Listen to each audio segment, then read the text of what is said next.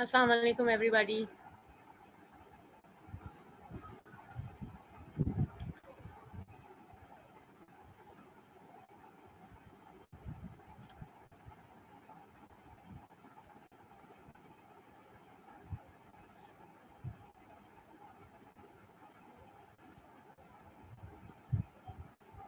Okay,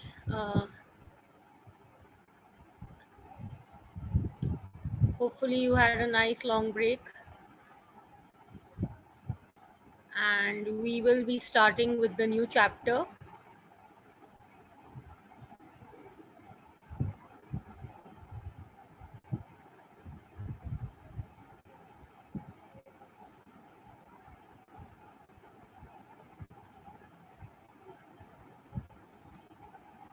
Ecology.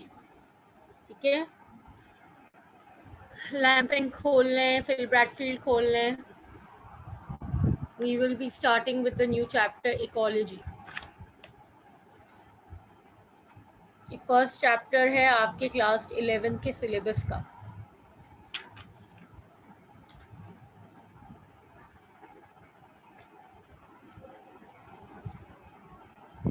Page number अगर कोई मुझे बता दे लैम्पिंग में क्या है.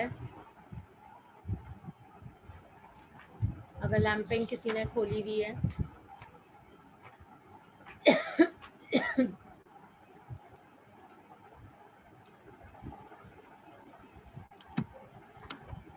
किसी ने नहीं खोली हुई, चले मर्जी है. Let's start.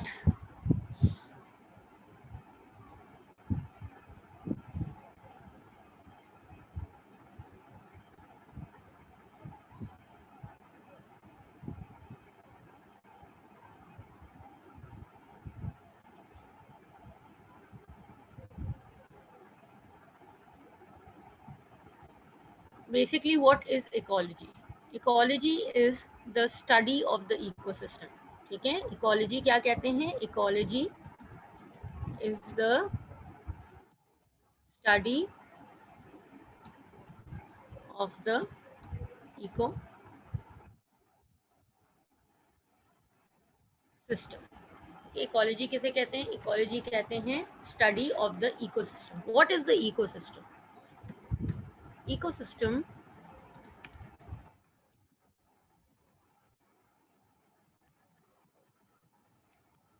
around us that comprises of all the living and non-living things. ठीक है, यानी हमारे इर्द गिर्द का जो भी एनवायरनमेंट है उसमें जितनी भी लिविंग थिंग्स हैं and all the living things present in them. ठीक है, this is what makes the ecosystem. ठीक है, that is basically what is making the ecosystem. Ecosystem is the environment around us that comprises of all the living things and non-living things and the ways in which they interact with each other. यानी वो किस तरह से एक दूसरे से interact करते हैं, एक दूसरे पे किस तरह से डिपेंडेंट होते हैं. ठीक है, अपने सर्वाइवल के लिए. This is basically what is the ecosystem. ठीक है, इकोसिस्टम बहुत सारे हो सकते हैं. Like we have the desert ecosystem, the forest ecosystem. ठीक है, ये लार्ज स्केल पे बात कर रही हूँ मैं. कोई ओशन का इकोसिस्टम होगा, कोई माउंटेन का इकोसिस्टम होगा. अगर छोटे स्केल पे आए तो पार्क्स के इकोसिस्टम होते हैं, हमारे गार्डन के इकोसिस्टम होते हैं. यानी उस एक सर्टेन एरिया में जो भी लिविंग थिंग्स हैं और नॉन लिविंग थिंग्स हैं वो आपस में किस तरह से इंटरैक्ट करनी है, एक दूसरे पे किस तरह से डिपेंडेंट हैं, ये सारी चीज़ें जो हैं बेसिकली इनकी स्टडी जो है वो क्या कहलाती है? इकोलॉजी कहलाती है. अच्छा, अब हम लिविंग थिंग्स की बात करें तो लिविंग थिंग्स में हमारे पास एनिमल्स आ जाते हैं, प्लांट्स आ जाते हैं, इंसेक्ट्स आ जाते हैं, बर्ड्स आ जाती हैं, माइक्रो ऑर्गेनिजम्स आ जाते हैं, बैक्टीरिया वगैरह. बेसिकली ये सारे आपस में किस तरह से इंटरेक्ट कर रहे हैं एक दूसरे पे खाने के लिए या किसी दूसरी चीज़ के लिए, किस तरह से डिपेंडेंट है, ये चीज़ जो है इकोसिस्टम में। ज़ाहिर है अलग अलग किस तरह के हैबिटेट्स होते हैं, अभी मैं बताती हूँ हैबिटेट क्या होता है। अलग अलग तरह की जगहें होती हैं और उस जगह के क्लाइमेट पे डिपेंड करते हुए, उस जगह के एनवायरनमेंट पे डिपेंड करते हुए वहाँ अलग अलग तरह के पौधे और जानवर और माइक्रो ऑर्गेनिजम्स और चिड़िया और इंसेक्ट्स पाए जाते हैं। तो डेफिनेटली उनका इंटरेक्शन भी डिफरेंट हो जाता है। तो इस इंटरेक्शन की स्टडी को हम इकोलॉजी कहते हैं। अच्छा, इकोसिस्टम हमारे एनवायरनमेंट में मेजर हो सकते हैं। मैंने अभी तुम्हें बताया बड़े से बड़ा इकोसिस्टम भी हो सकता है, जैसे डेजर्ट हो गया, ओशन हो गया, फॉरेस्ट हो गया, और छोटे से छोटा इकोसिस्टम भी हो सकता है, चाहे वो हमारे घर के बाहर वाला गार्डन हो या अगर किसी के घर में कोई एक्वेरियम हो जिसमें मल्टीपल तरह की फिशेज हैं और प्लांट्स भी लगे हुए हैं, या कोई पॉन्ड है घर के बाहर, तो वो भी आपका एक इकोसिस्टम है, क्योंकि उस एक सर्टेन एनवायरनमेंट में भी एनिमल्स और प्लांट्स और दूसरे लिविंग ऑर्गेनिजम्स आपस में इंटरैक्ट कर रहे हैं। सही है। अच्छा, ये याद रखिएगा, जो इकोसिस्टम की लिविंग थिंग्स होती हैं,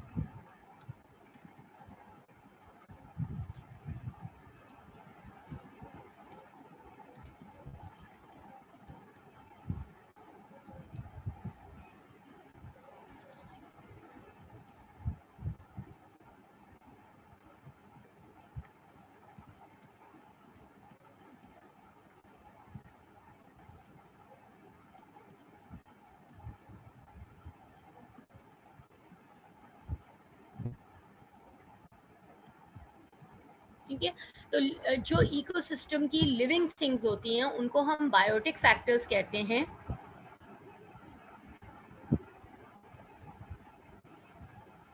आसमा ज़ाहिर साथ साथ लिखोगे, कितना टाइम दूंगी, मतलब अलग से थोड़ी टाइम दूंगी। अब मैं समझाती जा रही हूँ, तुम लिखती जाओ साथ साथ, ठीक है, जैसे क्लास में पहले करते थे, साथ साथ लिखती जाओ। अच्छा, तो जो इकोसिस्टम की लिविंग थिंग्स होती हैं उन्हें हम बायोटिक फैक्टर्स कहते हैं, और जो इकोसिस्टम की नॉन लिविंग थिंग्स होती हैं उन्हें हम एबायोटिक फैक्टर्स कहते हैं। अब आ जाओ नॉन लिविंग थिंग्स में। नॉन लिविंग चीज़ों में क्या क्या आ जाती है? नॉन लिविंग चीज़ों में किसी भी इकोसिस्टम में एयर हो गई, एयर की कॉम्पोजिशन हो गई, यानी उसमें ऑक्सीजन है, कार्बन डाइऑक्साइड है, नाइट्रोजन है, ठीक है, कोई पॉल्यूटेंट एयर है, कार्बन मोनोऑक्साइड जैसे कि, फिर टेम्परेचर हो गया, वाटर हो गया, सॉइल हो गया, सॉइल का पीएच हो गया, ठीक है, ये सारी क्या है? ये सारी जो है उस एनवायरनमेंट की नॉन लिविंग थिंग्स हैं। और डेफिनेटली ये सारी चीज़ें जो हैं लिविंग थिंग्स की लाइफ पे या उनके रहने के लाइफस्टाइल पे अफेक्ट करती हैं।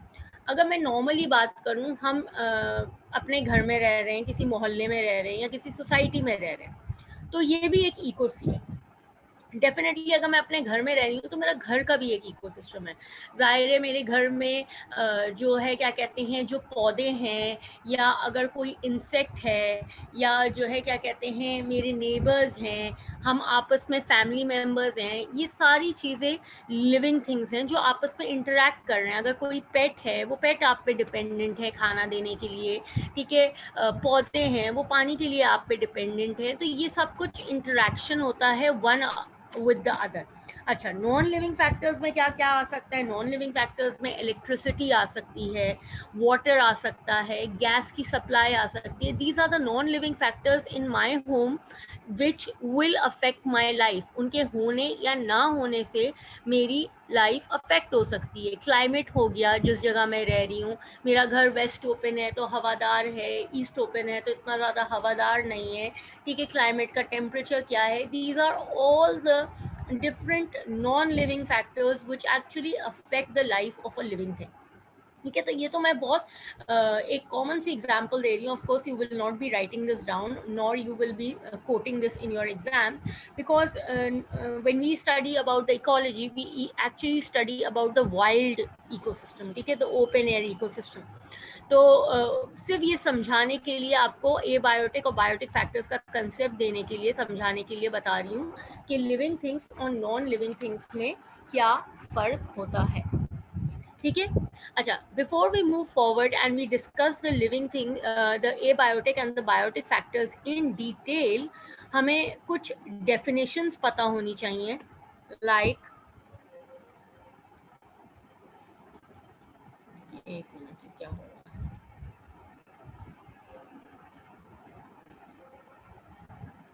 How will you define population?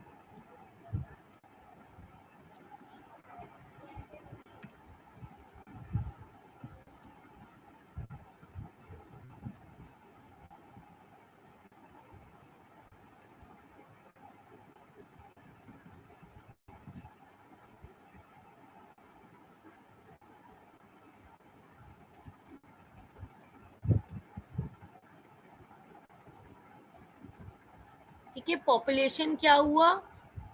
Population, a group of organisms from the same species living in a specific area.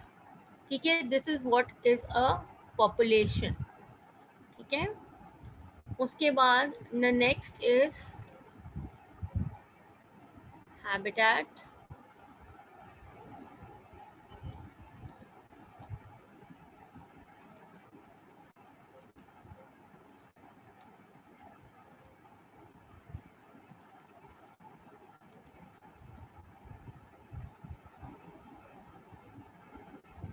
ठीक है, habitat के बाद we have community, double M आएगा.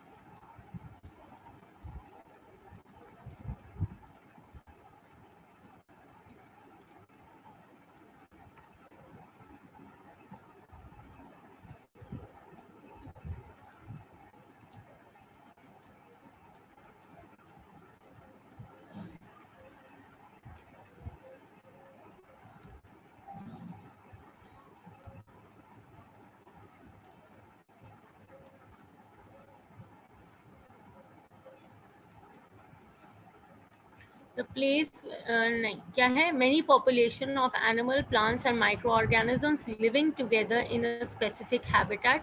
This is basically what is known as a community. अच्छा, आमना क्या कह रही है? The natural home or environment of an animal. Yes, that is a habitat, Amna. Yes, it is. You're correct. ठीक है?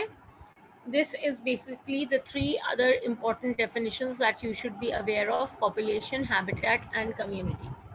Okay, if we look at the biotic and abiotic factors, on your screens you have a list of different biotic and abiotic factors which are found in the environment. This is of course not covering everything, we will be studying all in detail, but you can see that the abiotic factors, which are the non-living parts of the environment, are examples kya hai? Water, sunlight, temperature, air, soil. ठीक है, we have the pH, we have salinity, ठीक है, oxygen levels, ठीक है. All these things are different abiotic factors and we'll be studying them one by one.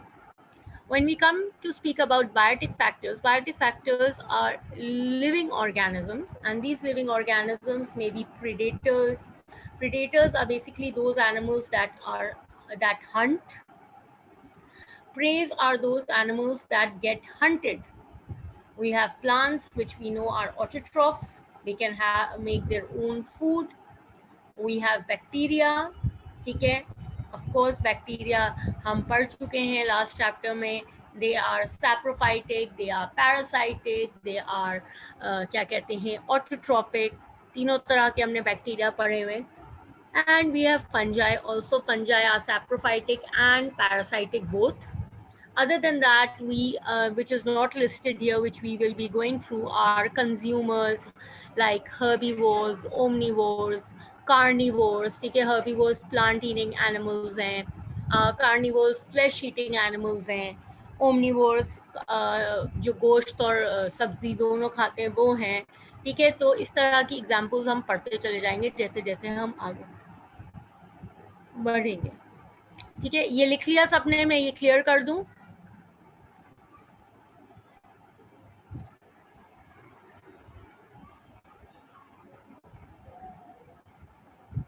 सबने लिख लिया?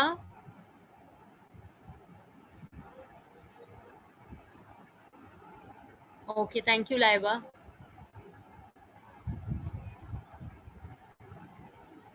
ठीक है, I am clearing this.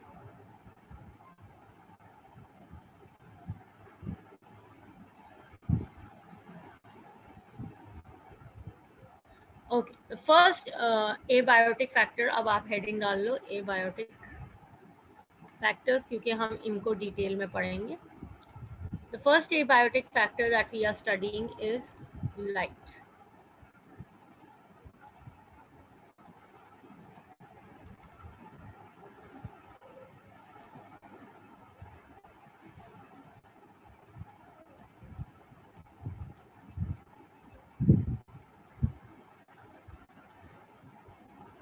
What do you mean by ultimate source of energy? Light is the ultimate source of energy in our environment. क्या मतलब है इसका?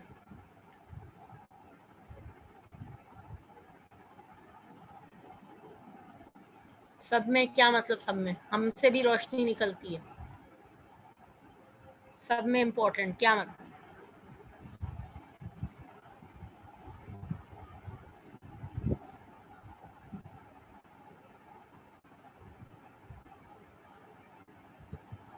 ठीक है, स्टार्ट में बेसिकली अल्टीमेट सोर्स का मतलब ये है कि it is the only form of energy that can be consumed by living organisms. हम लिविंग ऑर्गेनिजम्स जो हैं ये एक फॉर्म ऑफ एनर्जी को यूटिलाइज करते हैं और इसको यूज करते हुए डिफरेंट तरह की एनर्जी में कन्वर्ट करते हैं। और ये काम कौन करता है? प्लांट्स।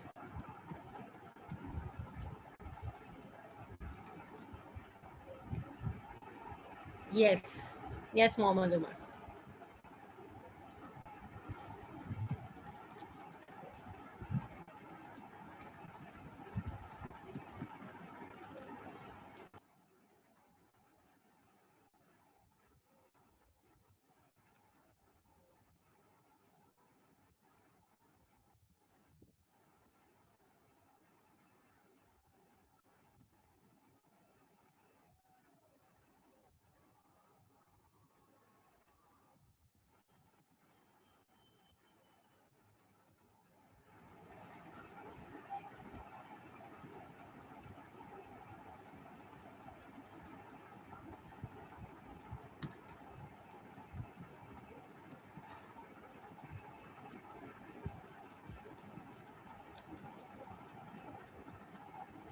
ठीक है, so plants are the only तो नहीं कहेंगे, ज़ाहिर है कुछ बैक्टीरिया भी होते हैं, हमें पता है, ऑटोट्रॉफ्स। तो plants are the living organisms that have the ability to convert light energy into chemical energy that can be consumed or transferred further to other members of the food chain.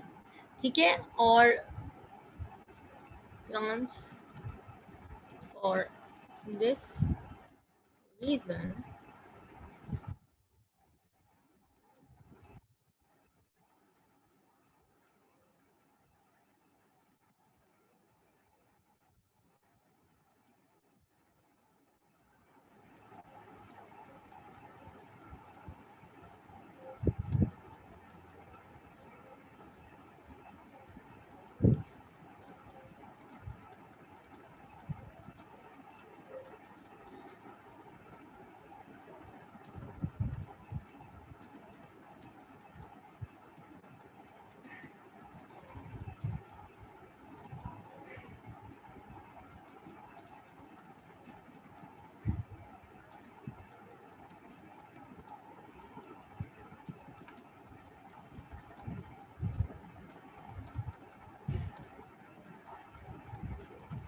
ठीक है, so plants for this reason are known as autotrophs as they contain chlorophyll, right? And this chlorophyll absorbs sunlight and converts it into chemical energy by the process of photosynthesis. अच्छा, जुनैर क्या कह रहे हैं, energy from the sun is transferred into the plants and herbivores then, yes बिल्कुल सही जुनैर, ठीक है। So that is the reason why plants are known as autotrophs. Now many plants and animals both have different kinds of adaptations because they respond to light in different ways.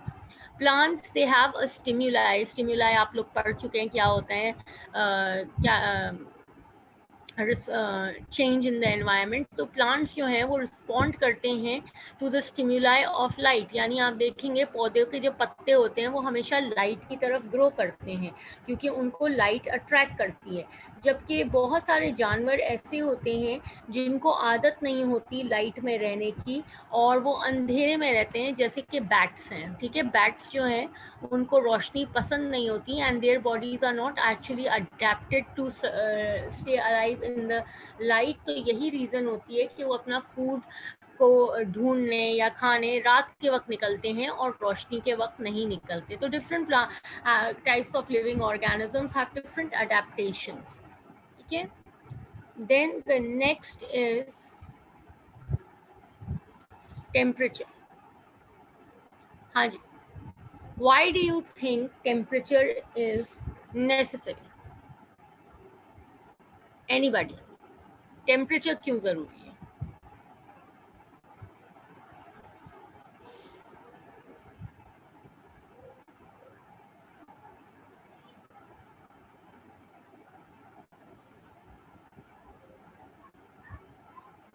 नहीं पता किसी को?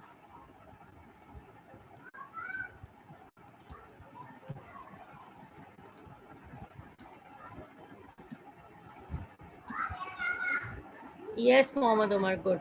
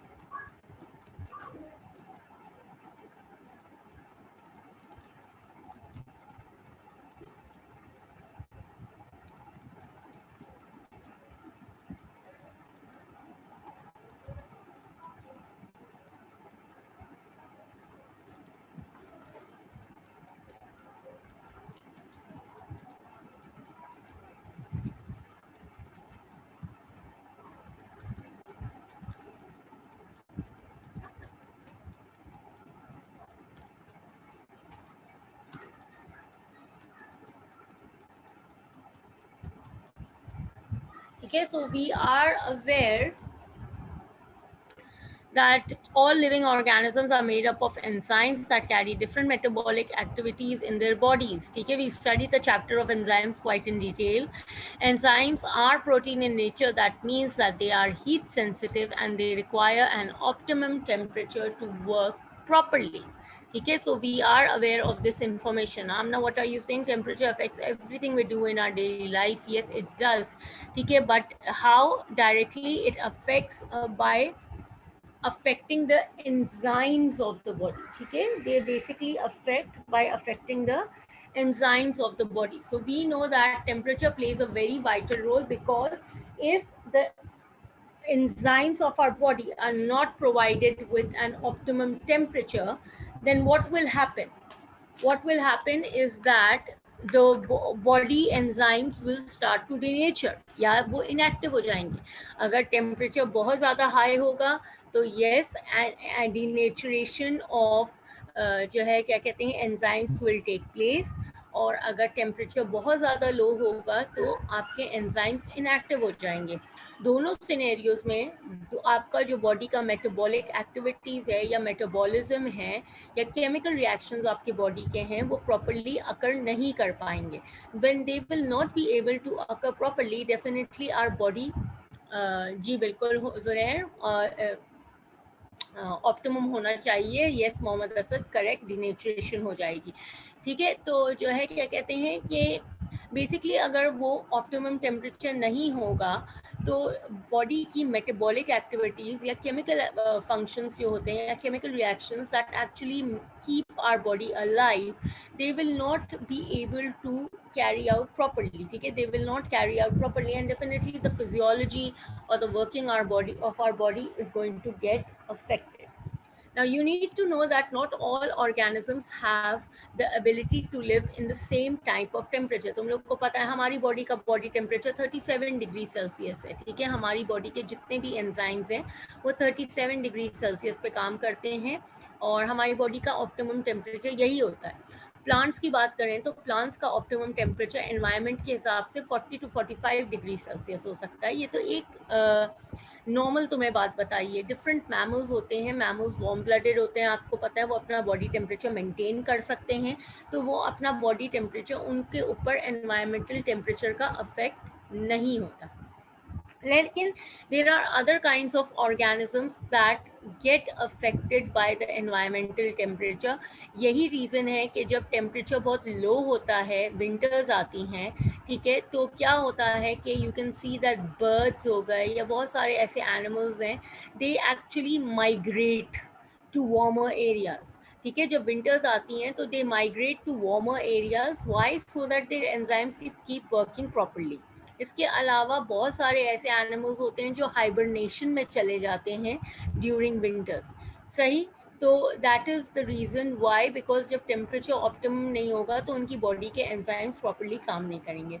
Secondly, बहुत सारे ऐसे micro organisms होते हैं या जानवर होते हैं या पौधे होते हैं जो एक्सट्रीम टेम्परेचर्स पे रहते हैं, जैसे कि अब एंटार्क्टिक है या आर्टिक सर्कल है, एंटार्क्टिका है या आर्टिक सर्कल है, वहाँ पे जो माइक्रो ऑर्गेनिजम्स या जानवर पाए जाते हैं, क्या वो कराची की गर्मी में रह सकते हैं? बिल्कुल भी नहीं रह सकते, क्योंकि वहाँ का टेम्परेचर इतना लो होता है, उनकी बॉडी उसके लिए ऑलरेडी अडेप्टेड है, तो वो वहाँ पे सर्वाइव कर सकते हैं क्योंकि वो उनका हैबिटेट है, वो इस टेम्परेचर में सर्वाइव नहीं कर सकते। अच्छा, इसी तरह आप लोग को पता है हॉट वाटर स्प्रिंग्स होती हैं या वॉल्केनोज होते हैं जहाँ का टेम्परेचर एक्सट्रीमली हाई होता है, तो हॉट वाटर स्प्रिंग्स जो हैं या वॉल्केनोज हैं, वहाँ पे अगर कोई प्लांट ग्रो कर रहा है या कोई माइक्रो ऑर्गेनिज्म रह रहा है तो डेफिनेटली उसका बॉडी का ऑप्टिमम टेम्परेचर जो है वो 90 डिग्रीज या 100 डिग्री सेल्सियस हो सकता है। हम सोच सकते हैं 100 डिग्री सेल्सियस में रहने का? बिल्कुल भी नहीं सोच सकते। हमारी उबले हुए पानी में हाथ डालो, हाथ जल जाता है, स्किन जल जाती है, अगेन स्किन इज प्रोटीन, तो वो उसके सेल्स डीनेचर हो जाते हैं, तो उनकी बॉडीज उस तरह से अडेप्टेड हैं, इसीलिए वो हाई टेम्परेचर में रह सकते हैं, ठीक है। हमारी बॉडीज अडेप्टेड नहीं है, इसलिए हमारी बॉडी हाई टेम्परेचर में नहीं रह सकती। अच्छा, बहुत सारे ऐसे पौधे भी होते हैं जो विंटर्स, मैंने अभी जानवरों का तो बताया आपको कि जानवर जो है वो क्या करते हैं, वो सर्दियों में क्या करते हैं, वो आपके जब आपका टेम्परेचर लो होता है तो वो माइग्रेट कर जाते हैं या हाइबरनेशन में चले जाते हैं।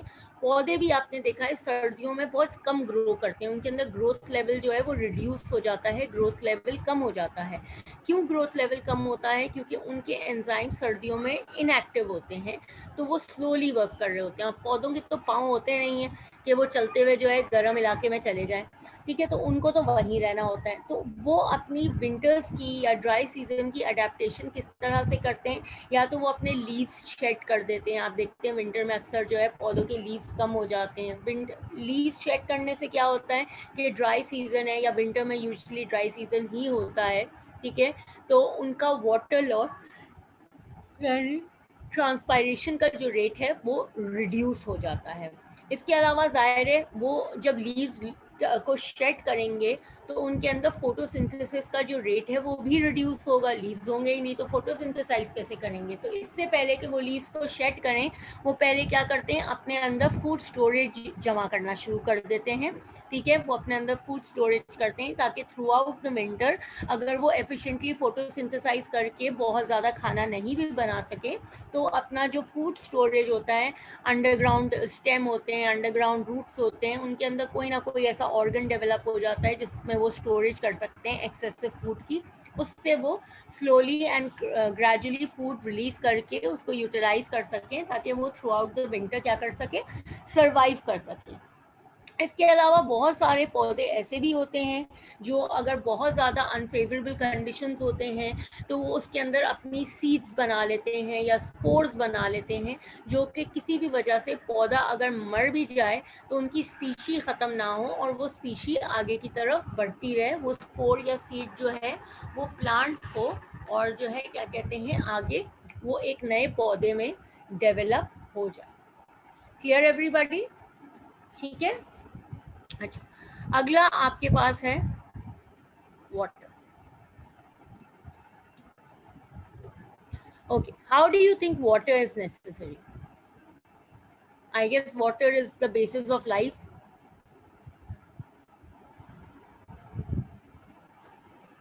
Without water life is not possible. 72% of our body is made up of water. ये सब आप लोग जानते हैं ऑलरेडी. ठीक है, let's start.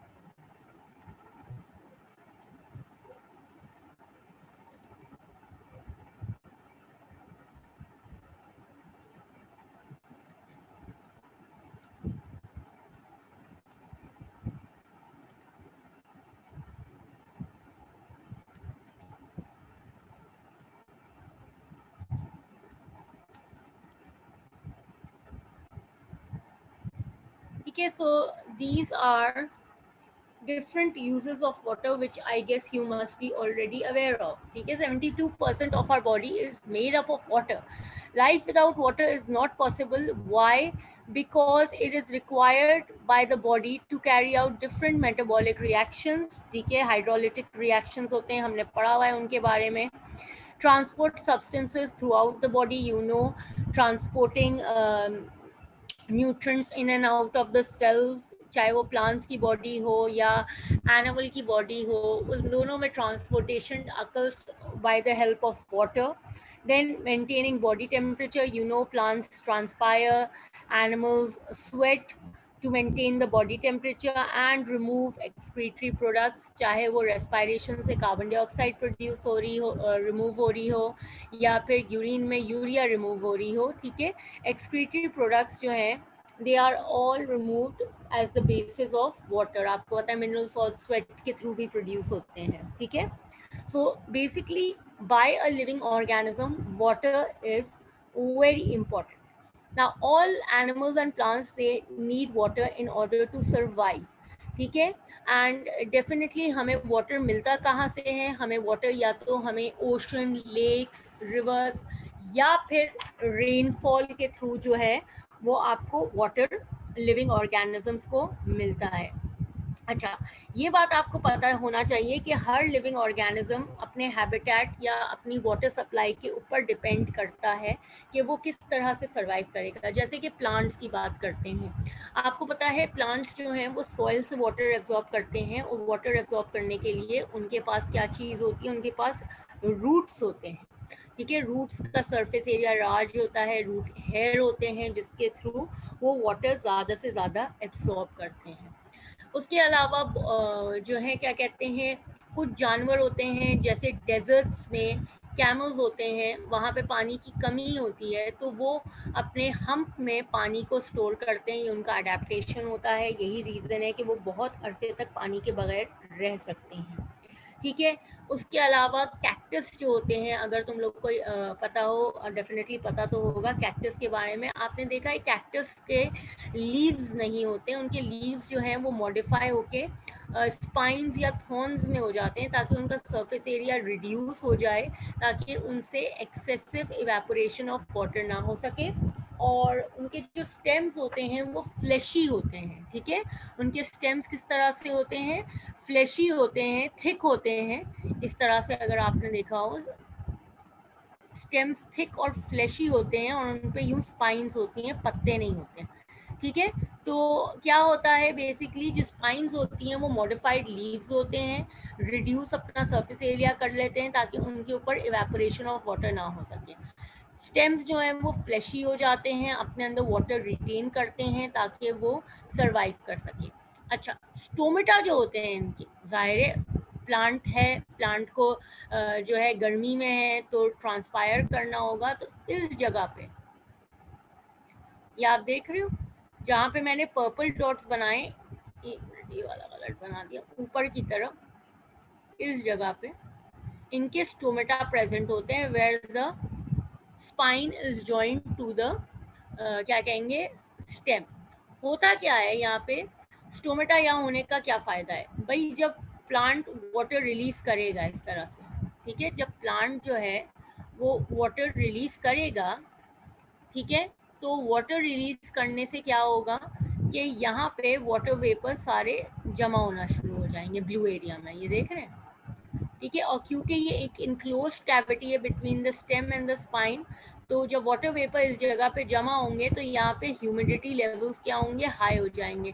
High humidity level में अगर आपको याद हो, ट्रांसपायरेशन रेट जो है वो क्या होता है, लो होता है। तो इस तरह से prevent excessive evaporation of water. इस तरह के पौधे जो बहुत कम पानी में रहते हैं, यानी डेजर्ट्स वगैरह में रहते हैं, इनको ज़ीरोफाइट्स कहा जाता है। इनको क्या कहा जाता है, ऐसे पौधों को ज़ीरोफाइट्स कहा जाता है।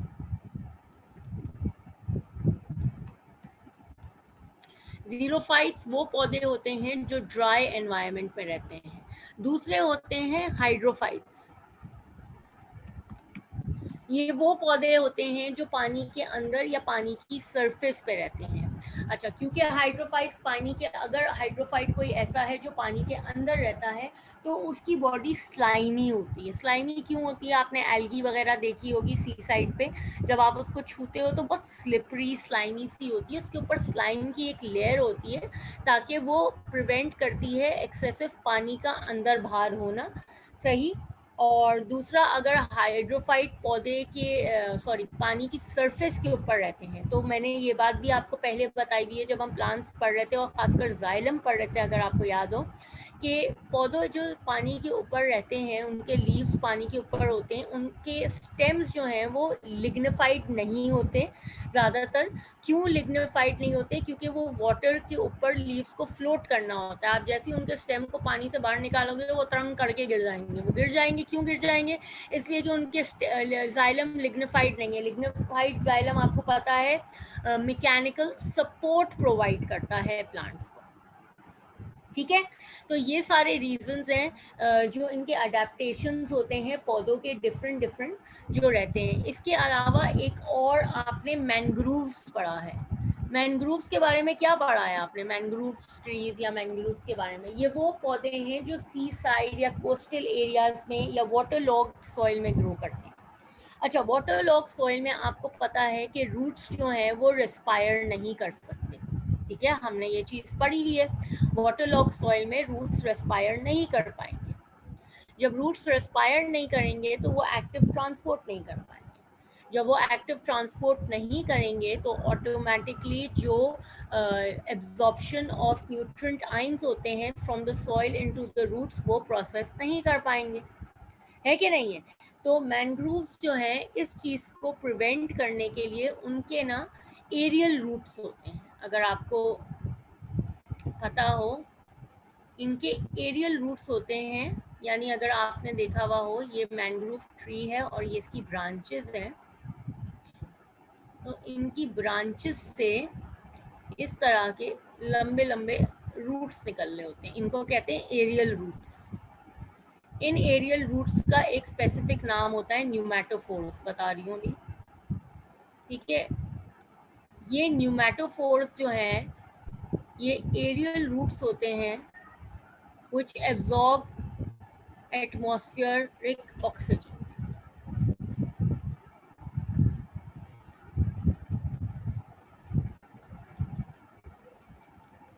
Pneumatophores, PH N E नहीं, PH नहीं है, PNEU, pneumatophores,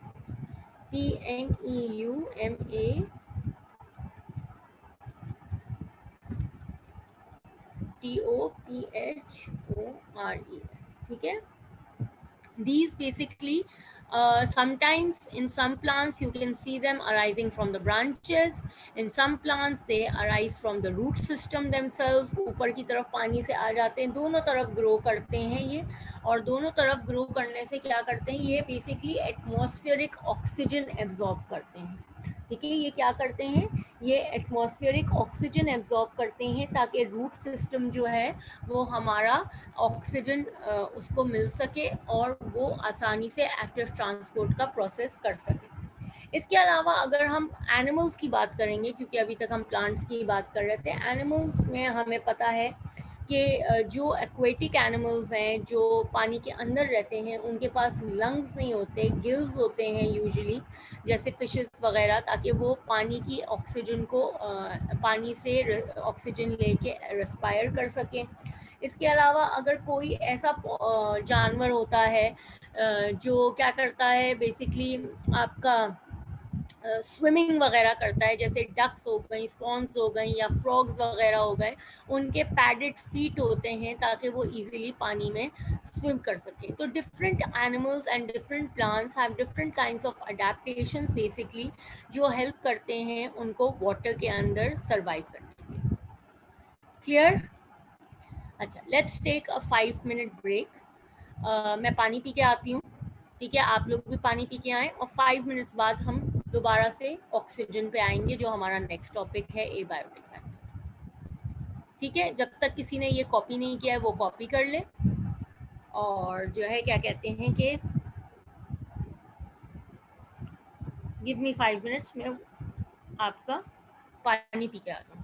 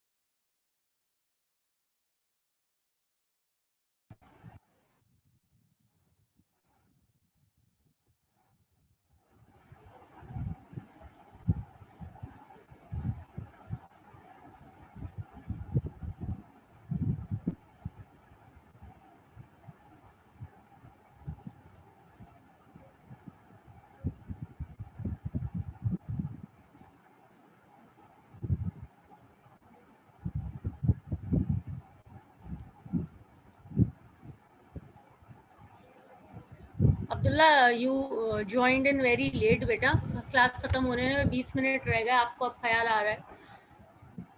क्लास 11 बजे शुरू हो गई थी, इकोलॉजी है चैप्टर का नाम, और बस हम आखिरी टॉपिक कर रहे हैं ऑक्सीजन का। इसके बाद मैं आज का लेक्चर वाइंड अप करूंगी, फिर कल करेंगे जो करना होगा।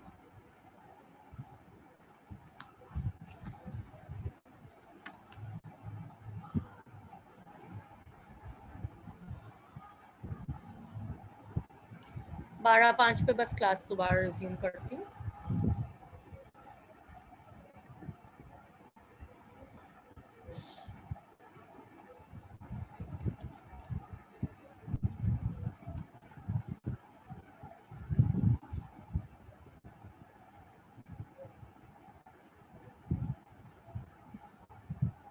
अटेंडेंस का वो कर लूँ।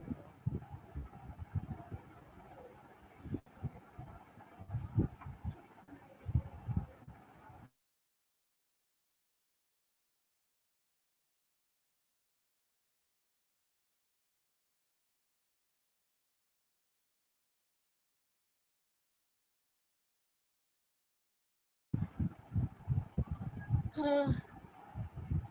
अच्छा चलें, आप ख्याल रखिएगा, कल भी 11 बजे क्लास है।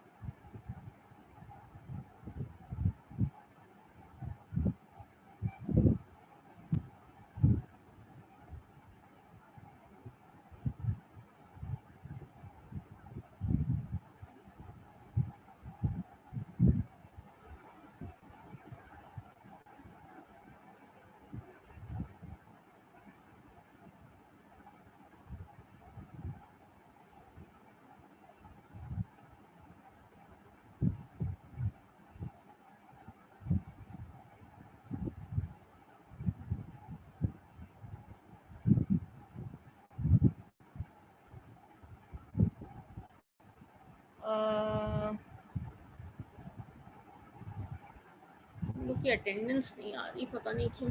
चलो खैर, लेट्स स्टार्ट विद ऑक्सीजन, देखती हूँ अटेंडेंस का क्या करना है अभी। अच्छा जी, so why do we need oxygen? We need oxygen to respire, है कि नहीं है? रेस्पायरेशन होगी तो जो है क्या कहते हैं, हमारी बॉडीज एनर्जी प्रोड्यूस कर सकेंगी। एनर्जी प्रोड्यूस करेंगी तो हमारी बॉडी जो है वो different functions, different activities body की कैरी आउट हो सकेंगी, है कि नहीं है? तो इसीलिए it is important that our body is continuously supplied with oxygen. हमें पता है कि अगर हमारी बॉडी में ऑक्सीजन के लेवल्स कम होंगे तो हमारी बॉडी एनारोबिकली रेस्पायर करना शुरू कर देगी, और एनारोबिक रेस्पायरेशन के साइड इफ़ेक्ट्स क्या होते हैं कि बॉडी में लैक्टिक एसिड प्रोड्यूस होता है, एंड लैक्टिक एसिड जो है एक हद तक तो अक्यूमुलेट होता है हमारे मसल्स में, लेकिन ज़्यादा अगर जमा होगा तो हमारी बॉडी में फटीग यानी टायर्डनेस कॉज कर देगा। सही है? तो oxygen, why is it necessary?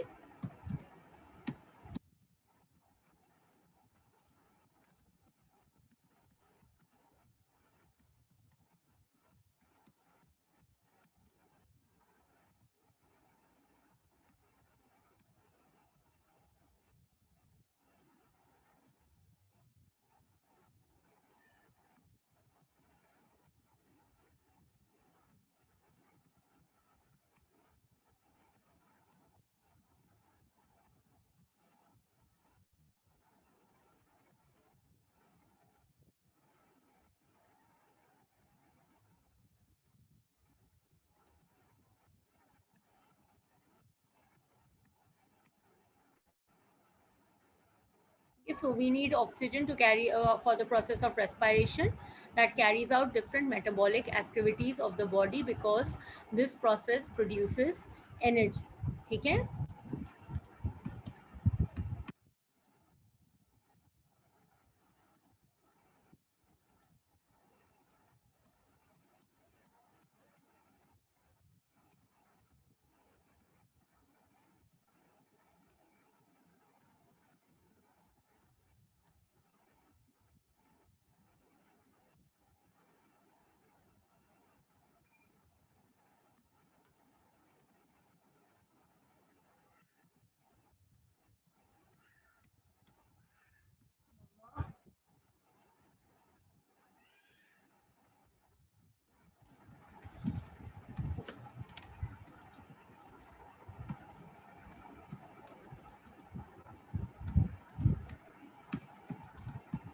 So this is the reason why it is unhealthy for our body to respire anaerobically for a larger time period.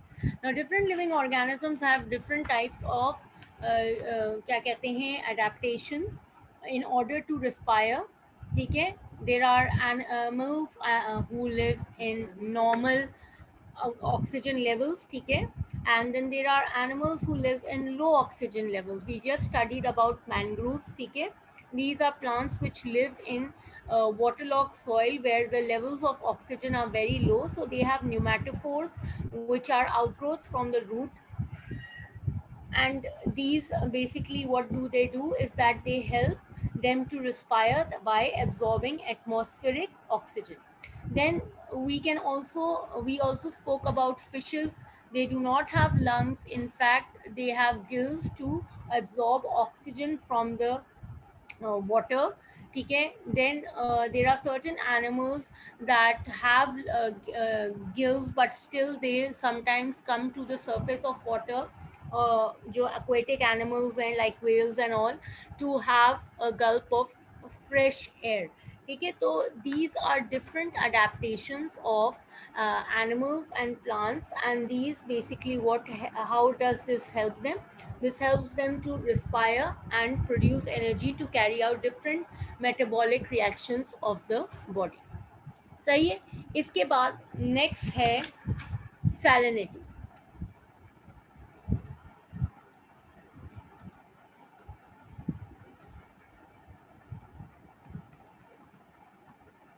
Okay, what is salinity? Salinity is the level of salt in the soil, in the water. Okay, salinity is basically what? The level of salt in the water.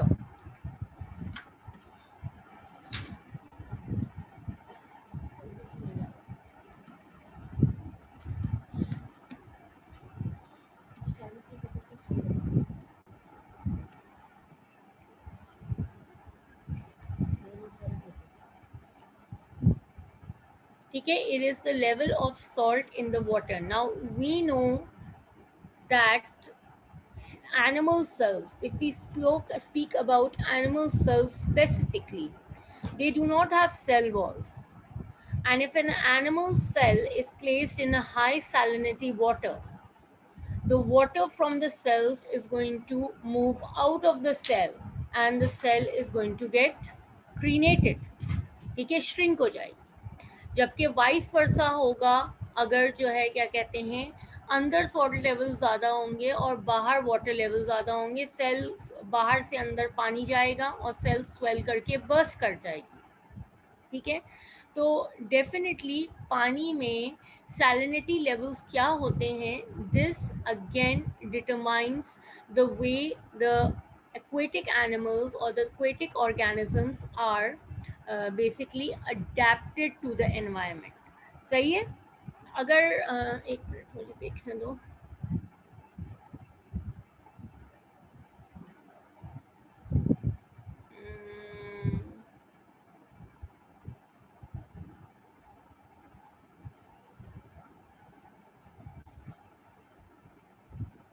ये वाली, हाँ ये देखो, ये example आपकी book में दी हुई है सैलिनिटी के साथ.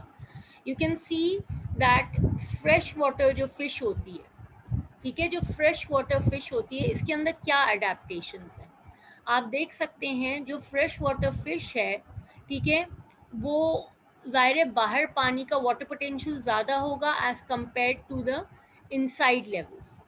ठीक है. तो अगर बाहर से पानी अंदर आएगा तो फिश के सेल्स जो हैं वो स्वेल करके बर्स्ट कर जाएंगे. इस चीज़ को प्रिवेंट करने के लिए क्या होता है कि इसकी जो बॉडी होती है उसके अंदर क्या बाहर उनकी स्लाइम की, म्यूकस की एक लेयर होती है. ठीक है, बाहर की तरफ क्या होता है, एक स्लाइम और म्यूकस की वाटरप्रूफ लेयर होती है और इनके जो स्केल्स होते हैं वो क्लोजली फिटेड होते हैं. इससे क्या होगा कि एक्सेसिव वाटर अंदर आने से प्रिवेंट हो जाता है. जब एक्सेसिव वाटर अंदर आने से प्रिवेंट होता है तो डेफिनेटली फिशेस की सेल्स जो हैं वो अपना शेप एंड साइज मेंटेन रखती हैं।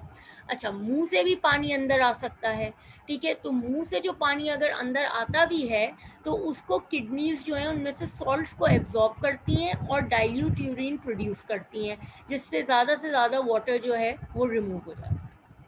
इसके कंपैरिजन में अगर ओशन के वाटर की फ़िश होती है, सॉल्टी वाटर की फ़िश होती है, तो बाहर पानी के कॉन्सेंट्रेशन, पानी वाटर पोटेंशियल कम होता है और अंदर वाटर पोटेंशियल ज़्यादा होता है।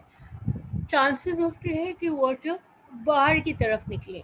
इस चीज़ को प्रिवेंट करने के लिए क्या होता है, जो सॉल्ट वाटर की फिशेस होती हैं उनमें स्लाइमी स्केली स्किन होती है, ठीक है। स्लाइमी स्केली स्किन होती है जो बॉडी के अंदर से पानी को बाहर निकलने से प्रिवेंट करती है, और इसकी वजह से इनका जो यूरिन होता है वो भी कॉन्सेंट्रेटेड होता है, क्योंकि वो ज़्यादा से ज़्यादा वाटर को रीएब्जॉर्ब कर लेता है, ठीक है।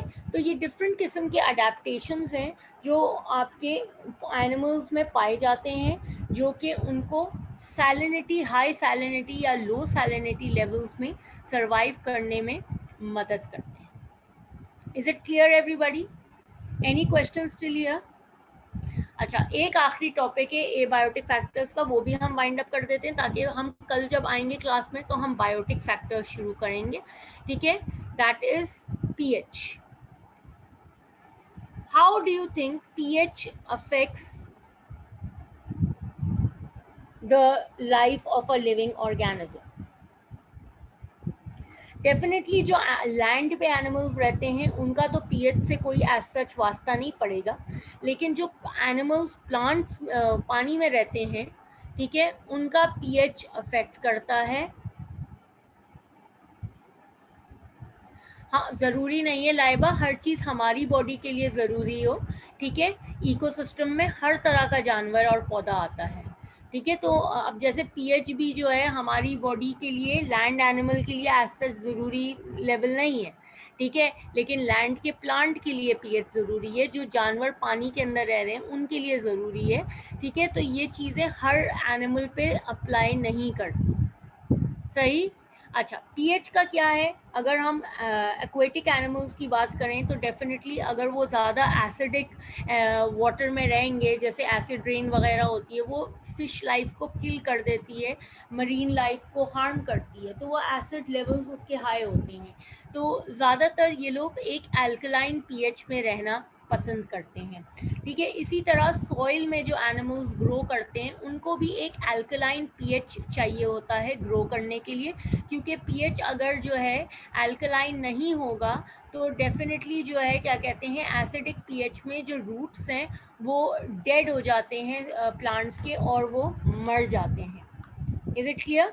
तो सी वाटर का पीएच जो नॉर्मली होता है वो 8 होता है, स्लाइटली अल्कलाइन होता है, और इसी तरह जो पौधों का भी पीएच होता है वो 7.6, पौधों का कह रही हूँ सॉरी, सॉइल वगैरह का पीएच होता है वो अप्रोक्सीमेटली 7.6 से आगे पीछे होता है, ताकि जो है क्या हो सके, उसमें पौधे आसानी से ग्रो कर सकें, ठीक है जी। That is all for today. मैं अटेंडेंस ले लूँ आप लोगों की 1 मिनट।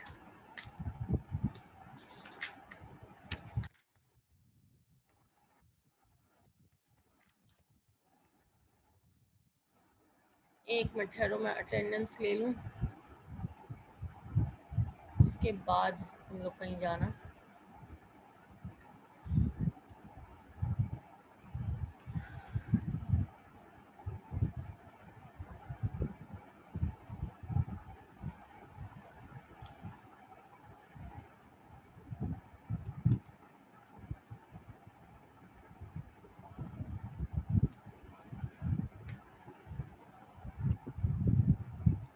एक मिनट बेटा, मैं चैट बॉक्स खोलती हूँ, थोड़ा लॉग इन कर लूँ मैं अटेंडेंस वाले सेक्शन में।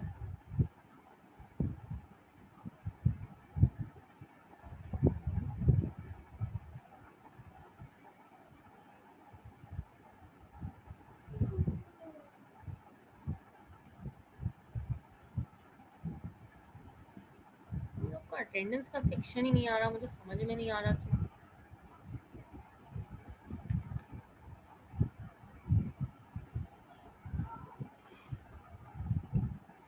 O3 biology, O2, O2, O2, O2.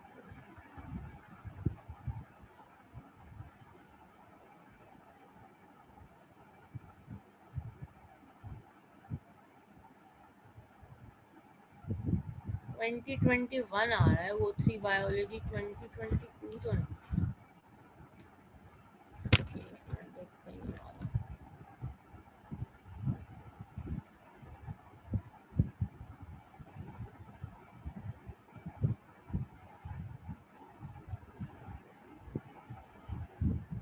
चलो छोड़ो, मैं प्रिंट स्क्रीन लेती हूँ, पता नहीं क्या है।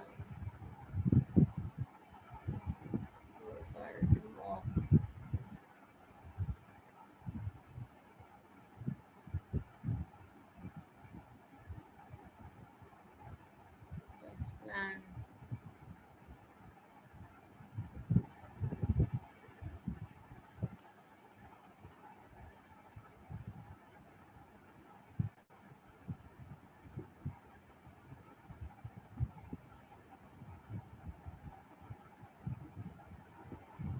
अटेंडेंस आई नहीं।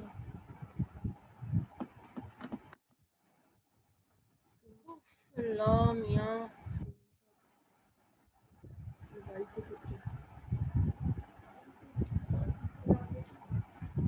चलो मैं स्क्रीनशॉट ले रही हूँ। हाँ बेटा, मुझे पता है O3 बायो है, साल पुराना आ रहा है, अटेंडेंस का ऑप्शन नहीं आ रहा है, क्या करूँ?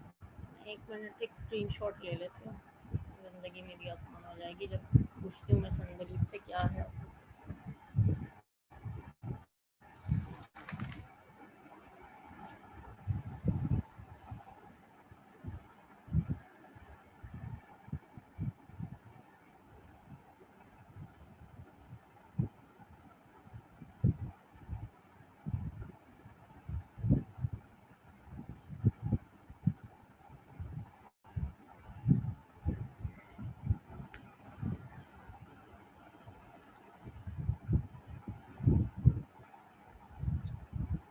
ठीक है, जाओ तुम लोग, अल्लाह हाफिज। मैं सेशन एंड नहीं कर रही।